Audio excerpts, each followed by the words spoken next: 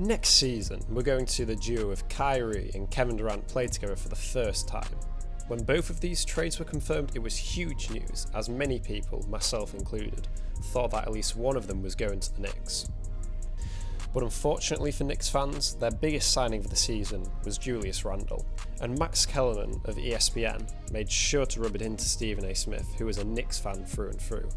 And now with Kyrie and KD on the Nets, that should make them title contenders instantly, regardless of who else is on the roster.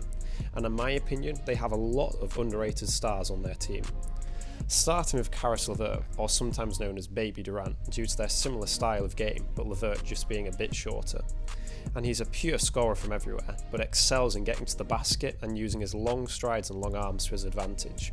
And he's a very respectable shooter from behind the arc, shooting 36% from free last season. And earlier this season, when Kyrie was injured, LeVert led the Nets to an overtime win against the Celtics with an insane 51 points and 11 points just in overtime alone. And with only 4 seasons in the NBA, he has so much room for improvement. Next, I'm going to talk about one of my favourite players in the NBA, Spencer Dinwiddie. Unfortunately, his role in the Nets has changed slightly, with Kyrie playing point guard, but this season he fit in well at the shooting guard position, and will still play the point guard when Kyrie is off the court. And with his last season statistically being his best ever, averaging more points, assists and rebounds than ever. And this may be a bit of a bold prediction, but I think he'll be an all-star next season, for the first time in his career. And finally, we've got Joe Harris, who didn't really have an NBA career for the first 4 years in the NBA, starting a combined total of 26 games over the 4-year period. But now a starter on the Brooklyn Nets, he goes out and does his job exactly right. He shoots the ball and at a very high percentage, almost 43% from free for his career. The only criticism I have for him though is that he's not shot well from the charity stripe last season, making only 72% of his free throws, when in reality I think he should be pushing for 90%, judging by how good he is from free. And as well, I think he should shoot more threes, as last season he didn't even shoot 6 threes a game, which for a shooter of his calibre isn't enough. But now I'm going to focus more on Kyrie and KD again, and more specifically them as a duo. First of all, it's very difficult to predict how 2 stars will play together on a team. For example, LeBron and Kyrie played great together, but Kyrie on the Celtics, he destroyed their team chemistry. And KD is another big personality, so I wouldn't be surprised if we see a lot of arguments between them.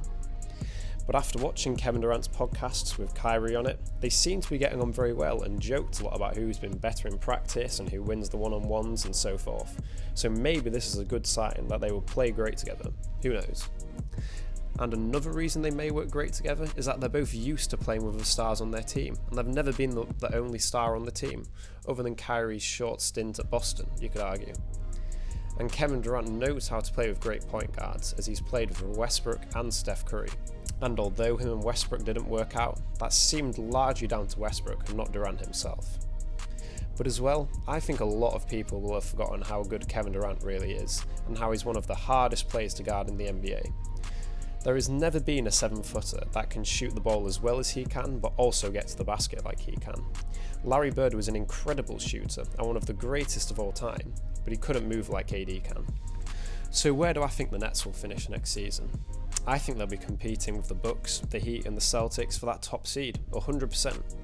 I just pray that they can both stay healthy, as if they do stay healthy all season long and all the way through the playoffs, I could see them getting very far, and I wouldn't be surprised with a team that makes it out to the East and into the finals.